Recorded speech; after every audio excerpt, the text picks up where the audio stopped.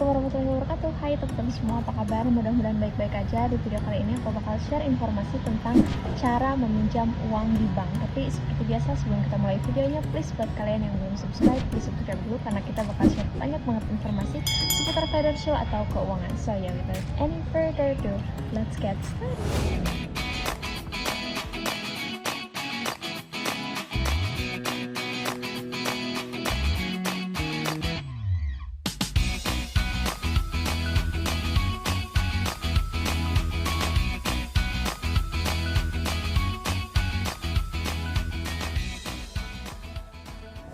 Sebelum kita tahu cara meminjam dana di bank, kita juga harus tahu beberapa jenis pinjaman yang ada di bank, teman-teman. Yang pertama yakni ada pinjaman dengan agunan atau dengan jaminan. Seperti namanya, pinjaman dengan jaminan ini mengharuskan kita untuk memberikan jaminan ketika kita hendak meminjam uang dari bank. Nah, untuk jenis-jenis jaminan yang bisa kita berikan antara lain sertifikat rumah, BPKB, kemudian produk investasi seperti surat deposito maupun obligasi. Nah, untuk besaran pinjaman yang bisa kita dapatkan dari pinjaman dengan jaminan ini, yakni mulai dari 70 sampai dengan 80% nilai jaminan.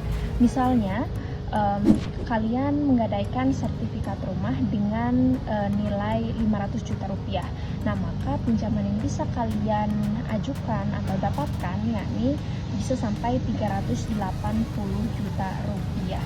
Untuk tenornya cukup lama ya teman-teman, bisa hingga 30 tahun dan untuk suku bunganya mulai dari 9 sampai dengan 13%. Yang kedua ada KTA atau kredit tanpa agunan. KTA ini tidak memerlukan jaminan dan untuk tenor yang ditawarkan oleh KTA ini lebih pendek daripada pinjaman dengan jaminan, yakni 1 sampai dengan 5 tahun. Kemudian untuk plafon pinjamannya mulai dari 1 sampai 500 juta rupiah.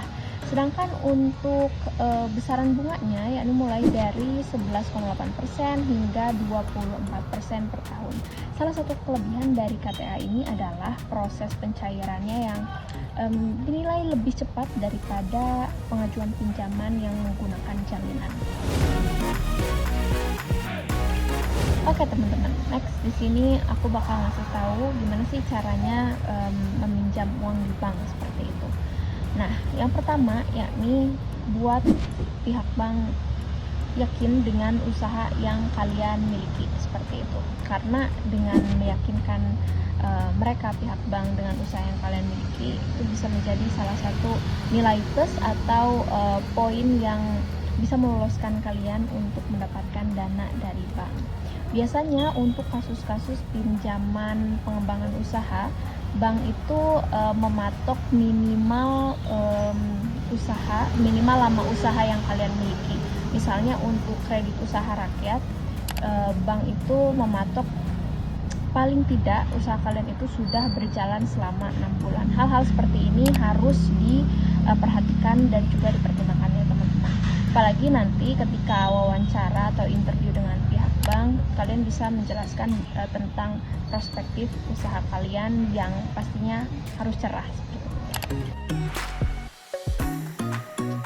Next, selanjutnya di sini lengkapi dokumen dengan lengkap. Jangan sampai ada yang terlewat, apalagi yang nggak kalian penuhi, karena kelengkapan dokumen ini juga menjadi salah satu penentu untuk diterimanya pengajuan pinjaman kalian seperti itu.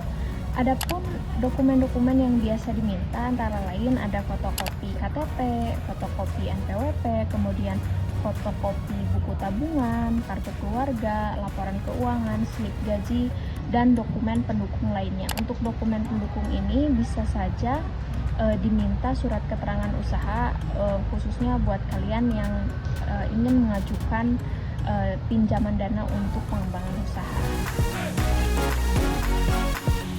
Nah, next teman-teman, di sini aku juga bakal share ke kalian informasi tentang pinjaman dana dari Bank CIMB Niaga.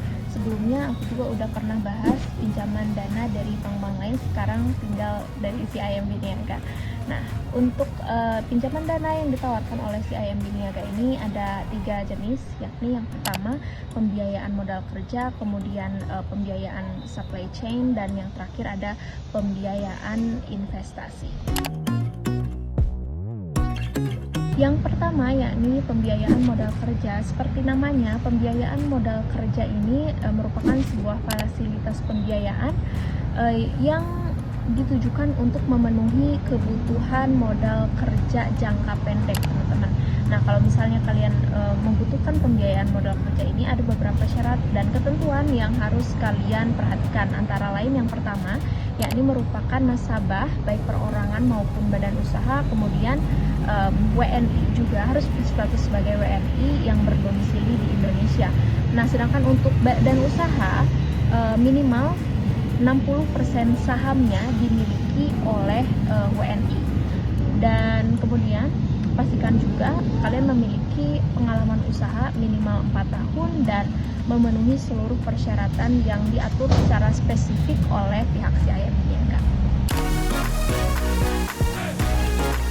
Selanjutnya, pinjaman untuk pembiayaan supply chain yang bertujuan untuk membantu pengelolaan arus kas dan juga likuiditas serta dapat meningkatkan kapasitas produksi dan perluasan usaha. Lagi-lagi tujuannya untuk usaha ya teman-teman. Dan di sini untuk syaratnya yakni nasabah merupakan perorangan ataupun badan usaha, kemudian memiliki surat rekomendasi dari perusahaan inti atau prinsipal yang telah bekerja sama dengan CIMB Niaga, dan terakhir tentunya memenuhi seluruh persyaratan yang diatur secara spesifik untuk program pembiayaan distributor ataupun supplier di Bank CIMB Niaga. Selanjutnya, yang terakhir ada pembiayaan investasi. Seperti namanya, ini ditujukan untuk investasi dan juga ekspansi bisnis, teman-teman. Dan untuk persyaratannya antara lain di sini nasabah merupakan perorangan maupun badan usaha dan tentunya harus WNI yang berdomisili di Indonesia. Namun untuk badan usaha pastikan 60% sahamnya dimiliki oleh WNI. Kemudian untuk pengalaman usaha minimal pastikan kalian sudah memiliki pengalaman usaha selama 4 tahun, kemudian memenuhi semua persyaratan yang diatur secara spesifik oleh Bank CIMB Niaga.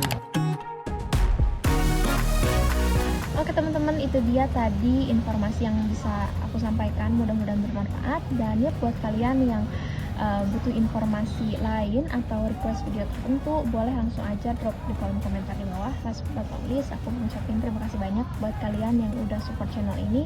And yeah, thank you so much for watching and I will see you guys on the next video. Bye bye.